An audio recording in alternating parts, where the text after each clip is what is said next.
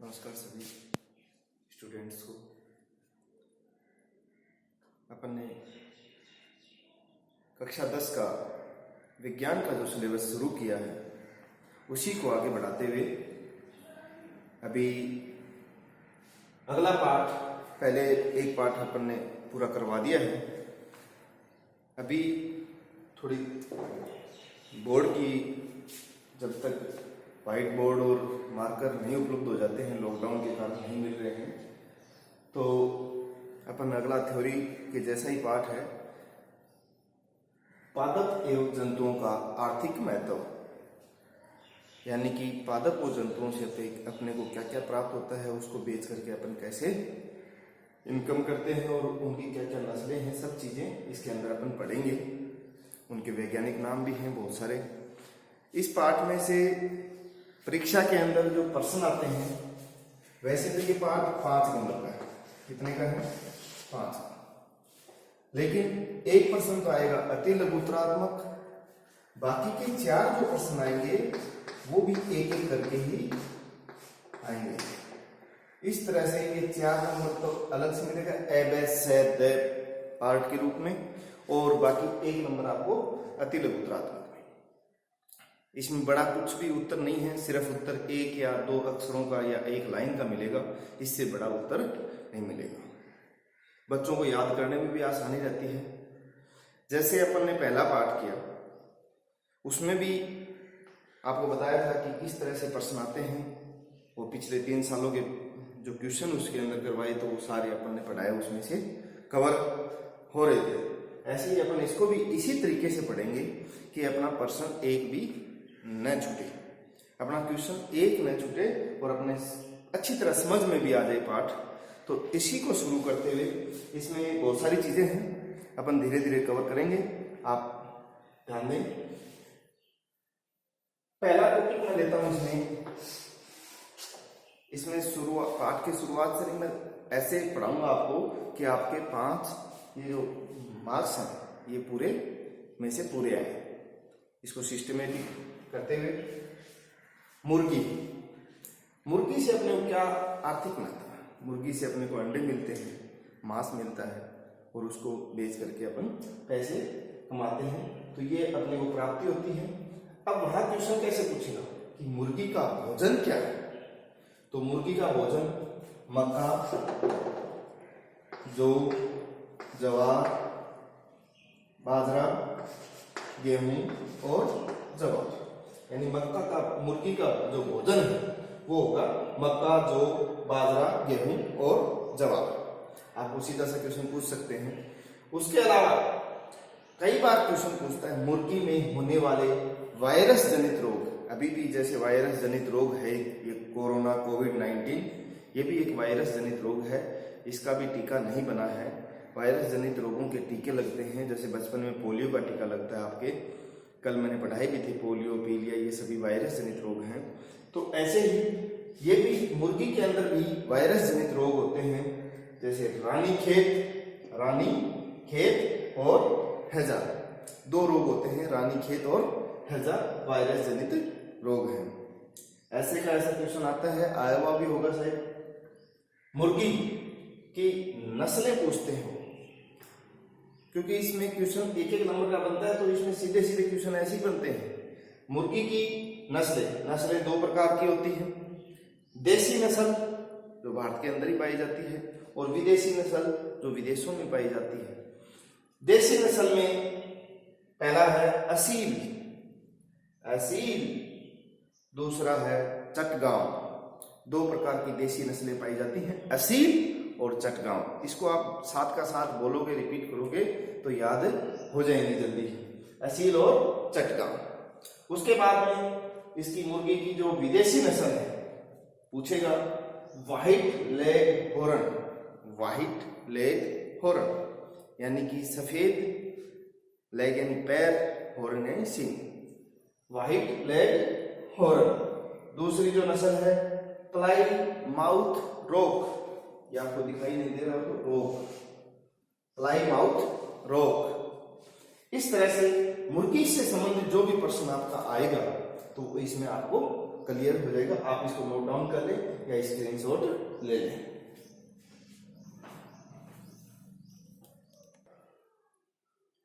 अगला है रेशम कीट। पहला आपने पढ़ा मुर्गी और अगला जो है रेशम कीट जंतु, इसके बारे में हम पढ़ेंगे। इसमें मैंने आपको बताया कि सभी क्वेश्चन एक एक नंबर के ही आते हैं। रेशम कीट का जो वर्ग है, डायरेक्ट पूछेंगे रेशम कीट के वर्ग का नाम बताइए। इंसेक्टा, इंसेक्टा वर्ग का है। दूसरा है रेशम कीट का जो गण है, रेशम कीट का गण लेपिडोप्टेरा। क्या है? लेपिडोप्टेरा। रेशम कीट की जो जाति है, जाति पे आप स्टार लगा लें। रेशम कीट की जो जाति है वो बोम्बिक्स मोराई है, बोम्बिक्स मोराई। ये कई बार पूछा हुआ है शायद। रेशम कीट का जो लार्वा कहलाता है, अंडे से जो बाहर आ जाता है लार्वा, उसको बोलते हैं कैटरपिलर। यानी कि आपसे पूछता है कई बार रेशम कीट के लार्वा को क्या कहते हैं? कैटरपिलर, कैटरपिलर, याद रखें आप। इसके बाद में जब ये लार्वा होता है, लार्वा बाहर निकलता है, पूर्ण विकसित हो जाता है, कई दिनों बाद में ये पूर्ण विकसित हो जाता है, तो ये लार्वा से स्रावित रेशम ग्रंथियां, लार्वा के अंदर रेशम ग्रंथियां होती हैं जो रेशम का स्त्रावण करती हैं। वो द्रव के रूप में करती हैं। थोड़े थोड़े दिनों बाद में ये हवा के संपर्क में जब ये आता है तो वह सूखकर कठोर हो जाता है। पूर्ण विकसित लार्वा होने के बाद में यह भोजन करना बंद कर देता है। पूर्ण विकसित लार्वा होने के पश्चात यह भोजन करना बंद कर देता है और अपने चारों तरफ रेशम का आवरण बना लेता है, अपने चारों तरफ रेशम का आवरण बना लेता है। इस संरचना को क्या बोलते हैं? कोकून बोलते हैं। क्या बोलते हैं? कोकून। और कोकून के अंदर बंद निष्क्रिय लार्वा, कोकून के अंदर बंद निष्क्रिय लार्वा जो होता है, बाद में कोई एक्टिव नहीं रहता ये, तो वो क्या कहलाता है? प्यूपा कहलाता है। क्या कहलाता है? प्यूपा कहलाता है। अगले क्वेश्चन अपने इसी हैं। कोकून का जो भार है वो है 1.8 ग्राम से 2.2 ग्राम तक होता है। कोकून का ये जो कोकून बना हुआ है, इसका जो भार है वो 1.8 ग्राम से 2.2 ग्राम तक होता है। प्यूपा, कोकून के अंदर बंद निष्क्रिय लार्वा को क्या बोलते हैं? प्यूपा बोलते हैं। और इसी से रेशम के धागों का निर्माण होता है। इस प्रकार से रेशम प्राप्त करते हैं। ये छोटे क्वेश्चन। उसके बाद में रेशम कीट के जो पूछे तो निवास कहाँ करता है, रेशम कीट कहाँ रहता है, तो रेशम कीट का निवास स्थान है शहतूत की पत्तियों पर रहता है। रेशम कीट कहाँ रहता है? शहतूत की पत्तियों पर रहता है। रेशम कीट से क्या प्राप्त होता है? आपको पहले ही बताया, रेशम की प्राप्ति होती है। किसकी प्राप्ति होती है? रेशम की, जिससे अपने कपड़े बनते हैं और भी बहुत सारी चीजें बनती हैं। रेशम कीट में जो रेशम प्राप्त होता है, उस रेशम में 2 प्रकार की प्रोटीन पाई जाती है। एक तो बाहरी प्रोटीन और एक भीतरी प्रोटीन। बाहरी प्रोटीन जो बनी होती है वो सेरिसिन प्रोटीन कहलाती है और भीतरी प्रोटीन है वो फाइब्रिन प्रोटीन कहलाती है। यानी कि रेशम कीट में से कई बार क्वेश्चन आए हुए हैं और आगे भी संभावनाएं रहेंगी। तो एक एक नंबर का जो प्रश्न आता है वो आपका इससे बाहर नहीं जाएगा। आपको इसको नोट डाउन कर लें। लाख कीट, अगला टॉपिक है अपना लाख कीट। भारत में जो लाख का उत्पादन होता है वो पूरे विश्व का 80% भारत के अंदर लाख का उत्पादन होता है। इसके अलावा लाख कीट के वैज्ञानिक जो नाम है, वैज्ञानिक नाम है लेसिफेरा लेका। लाख कीट के वैज्ञानिक नाम क्या है? लेसिफेरा लेका। उसके पश्चात लाख का जो स्त्रावण होता है, जो लाख प्राप्त किया जाता है, लाख का स्त्रावण वो लक्ष्य ग्रंथियों के द्वारा होता है और निम्फ अवस्था होती है, भ्रूण अवस्था, निम्फ अवस्था में लक्ष्य ग्रंथियों द्वारा इसका लाख का स्त्रावण होता है। इसके पश्चात भारतीय लाख अनुसंधान केंद्र कहां पर है? रांची, झारखंड में। कहां पर है? रांची, झारखंड में भारतीय लाख अनुसंधान केंद्र स्थित है। इसके अलावा एक एक लाइन में प्रश्न और बन सकते हैं। लाख संवर्धन किसे कहते हैं? लाख संवर्धन से आप क्या समझते हैं? लाख के व्यापारिक उत्पादन हेतु लाख के कीटों को पालना, यानी व्यापार के उद्देश्य से लाख कीटों को पालना क्या कहलाता है? लाख संवर्धन कहलाता है। इसके पश्चात लाख उत्पादन की परंपरागत विधि क्या है? आदिवासियों के द्वारा पेड़ों को काट करके और उनसे लाभ प्राप्त किया जाता है, जिससे भारी नुकसान होता है क्योंकि आगे वाली फसल नहीं हो पाती। आदिवासियों द्वारा लाख के पौधों को काटकर उपयोग में लिया जाता है, जिससे लाभ प्राप्त होता है। इस प्रकार से लाख कीट से संबंधित जो भी प्रश्न है वो आपके इस चार्ट से बाहर नहीं है, और आप इसको नोट डाउन करें, स्क्रीनशॉट करें। अगला है मछली। मछली के अंदर जो पोषक तत्व होते हैं उनमें प्रोटीन की अधिकता होती है। प्रोटीन पोषक तत्वों की अधिकता होती है। मछलियां जो प्रजनन और उत्पादन जहां किया जाता है, मछलियों का जो पाला जाता है वो तालाब और झीलों में अधिकतर पाली जाती है। इसमें जो मुख्य रूप से क्वेश्चन है, अलवणीय जल की मछलियां, अलवणीय जल जिसमें लवण की मात्रा न हो, यानी मीठे जल की मछलियां, इसको आपके क्वेश्चन है सर अलवणीय जल या मीठा जल, जो भी पूछे आपका आंसर ये होगा। अलवणीय जल की मछली कौन सी है? रोहू, कतला, मरगल आदि। तो रोहू, कतला ये देशी नस्ल की है। इन मछलियों की देशी नस्ल भी है। रोहू, कतला और मरगल ये सभी देशी नस्ल भी है। अलवणीय जल की मछलियों का जो भोजन है वो प्राकृतिक भोजन है। वहां पर जल के अंदर पाए जाने वाले सूक्ष्म जीव और पौधे, पादप जो होते हैं, छोटे पादप और सूक्ष्म जंतु। कृत्रिम जो भोजन होता है, चावल की भूसी, गेहूं का चापड़ और अनाज, छोटा मोटा अनाज होता है, वो इनका कृत्रिम भोजन होता है जो मनुष्य द्वारा डाला जाता है। मछली की विदेशी नस्ल, ये है देशी नस्ल और विदेशी नस्ल। विदेशी नस्ल में पहली है कॉमन कॉर्प, कॉमन कॉर्प। विदेशी नस्ल में दूसरी है ग्रास कॉर्प, ग्रास कॉर्प। उसके पश्चात मछली का जो जलाशय के अंदर अधिकतम उत्पादन किस विधि से किया जाता है, कई बार पूछ लेते हैं। अधिकतम उत्पादन के लिए कौन सी विधि सही रहती है? एकल लिंग पादप विधि, पालन विधि, एकल लिंग पालन विधि। प्रजनन एवं उत्पादन हेतु तालाब और झीलों में इनको पाला जाता है। मछली के अंदर से जो क्वेश्चन बनेंगे, आपके जो टॉपिक, छोटे छोटे टॉपिक दे रखे हैं आपके, यानी कि मछली में और बहुत कुछ भी हो सकता है, लेकिन आपके सिलेबस से बाहर अपन नहीं जा रहे हैं। सिलेबस के अकॉर्डिंग जो क्वेश्चन बन रहे हैं और जो बनने की संभावना है वो अपन कर रहे हैं, बाकी सिलेबस से बाहर नहीं जा रहे हैं। आपके फायदा इसी से होगा क्योंकि क्वेश्चन आपको इन्हीं में से आना है। आप इसको नोट डाउन कर लें या स्क्रीनशॉट ले लें।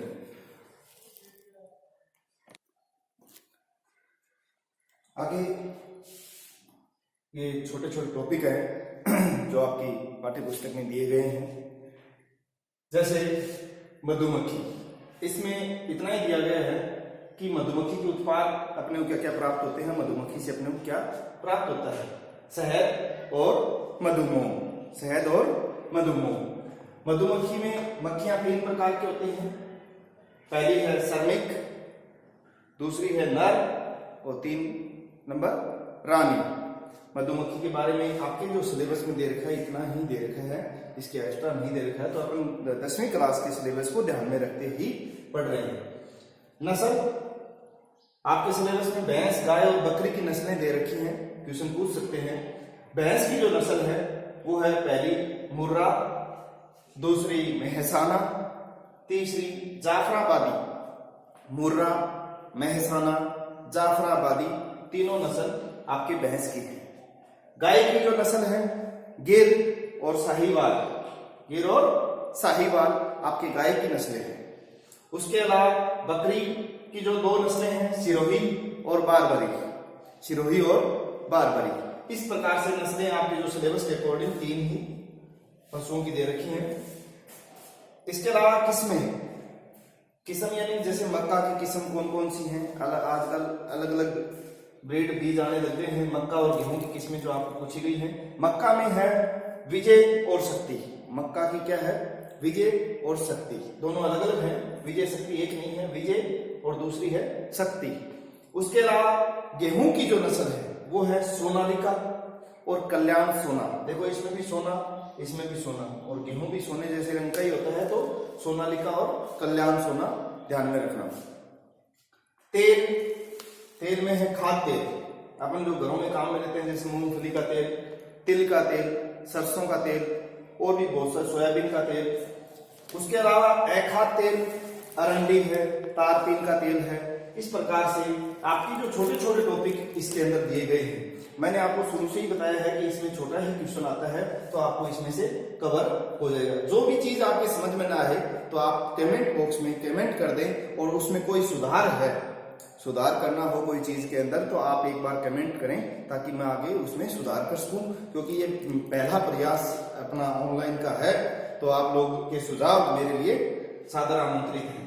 इसको आप स्क्रीनशॉट ले लें।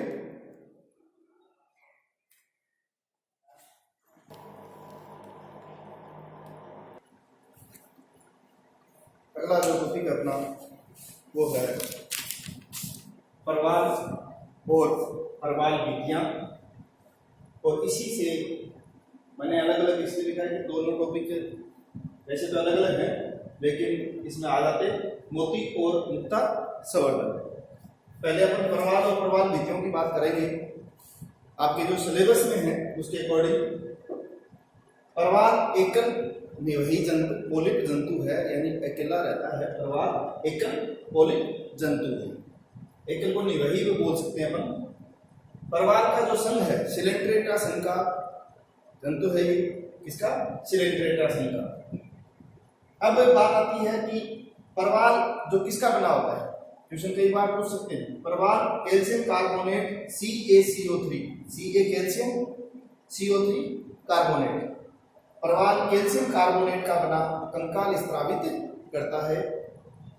परवाल एकल यानी वह के पोलिपों में लगातार मुकुलन की क्रिया होती है।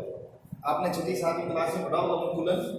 परवाल एकल के पोलिपों के लगातार मुकुलन से समुद्र के अंदर चूनेदार चट्टानों का निर्माण हो जाता है, या एक टीले जैसी संरचना बन जाती है, कवच का जैसे बना हुआ टीला हो।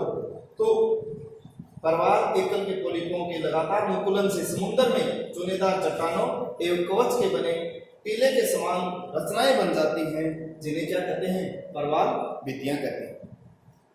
इसलिए परवाल विधि की जो पूरी भाषा होगी तो परवाल एकल पोलिपों के लगातार मुकुलन से चुनेदार चट्टानों का निर्माण हो जाता है, तो उन्हें क्या कहते हैं?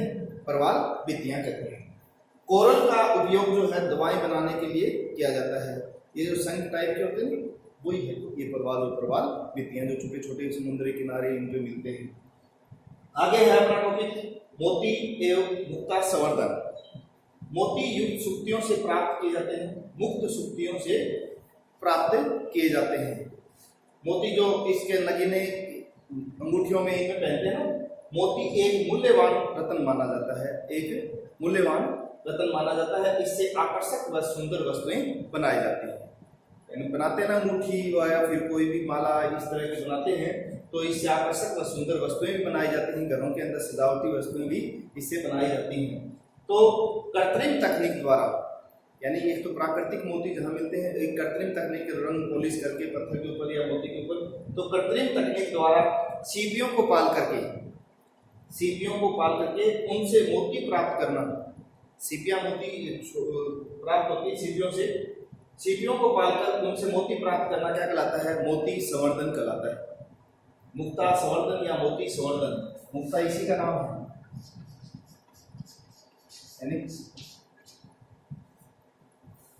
कृत्रिम तकनीक के द्वारा सीपियों को पाल करके मोती प्राप्त करना मुक्ता संवर्धन या मोती संवर्धन कहलाता है।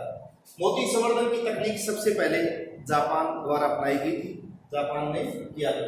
इस तरह से आप इसको नोट डाउन कर लें या स्क्रीनशॉट ले लें।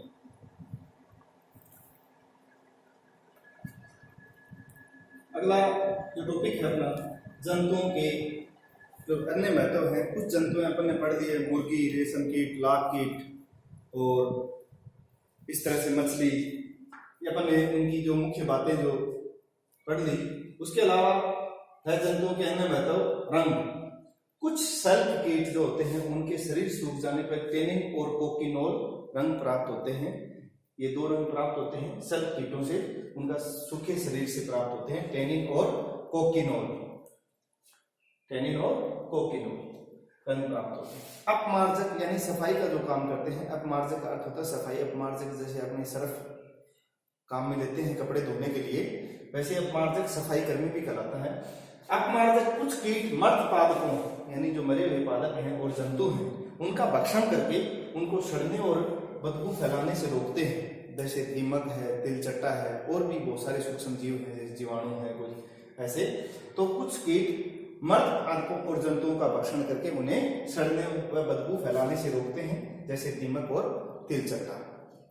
औषधि महत्व में, ये तो औषधि महत्व यानी कि उनको औषधि के रूप में काम में लिया जाता है। ब्लिस्टर मरग होता है, एक हिरन होता है, ब्लिस्टर मरग से कैंथाराइडिन औषधि प्राप्त होती है, जिसका उपयोग बालों को झड़ने से रोकने के लिए किया जाता है। यानी ब्लिस्टर मरग से प्राप्त होती है कैंथाराइडिन औषधि, और बालों को झड़ने से रोका जाता है।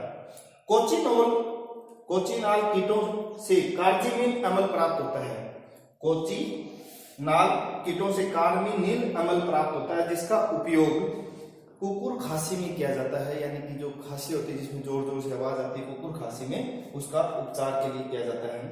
भोजन के रूप में भी मछलियां, मेंढक, सांप और बहुत सारे कीट जो काम में लिए जाते हैं, जंतु काम में लिए जाते हैं, वो आपको पता ही है। भोजन के रूप में इनका उपयोग होता है। पादपों में परागण, जो निषेचन की क्रिया होती है पौधों में, पुष्पों में, पिछली कक्षाओं में पढ़ा होगा, आगे भी पढ़ेंगे अपन। तो वो चींटी, तितली, मधुमक्खी एक पुष्प की वहां से परागण लेकर के दूसरे पुष्प की वर्तिका पर जाकर के निषेचन की क्रिया होती है। तो वो परागण इस प्रकार से जंतुओं के अन्य महत्व, जिसमें रंग, अपमार्जक, औषधीय महत्व भोजन के रूप में, और पादपों में परागण। ऐसे कोई इसमें क्वेश्चन आपको ऐसे नहीं पूछेंगे कि इनके क्या महत्व है, उनमें क्वेश्चन सीधे अपमार्जक के रूप में जंतु का महत्व समझाइए या औषधीय पादपों का महत्व समझाइए, उसमें आपको क्वेश्चन बन सकता है, क्योंकि ये एक एक नंबर के क्वेश्चन इसमें आते हैं। तो इसको आप नोट डाउन कर लें या स्क्रीनशॉट ले लें। इस तरह से इस पाठ के जो महत्वपूर्ण चीजें थी वो की हैं। इसके अलावा एक इस पाठ में औषधीय, जैसे कई पादप हैं, औषधीय पादप, अनाज वाले पादप, दाल, इनके वैज्ञानिक नाम कई बार पूछ लेते हैं कि अनाज प्राप्त करने वाले पादपों के 4 पादपों के औषधीय वो वैज्ञानिक नाम लिखिए। इस तरह से वो अपन अगली स्लाइड में, अगले लेसन में करेंगे। तो आप इसको याद करें, कॉपी में नोट करें और अच्छी तरह से रिवीजन करते रहें। धन्यवाद।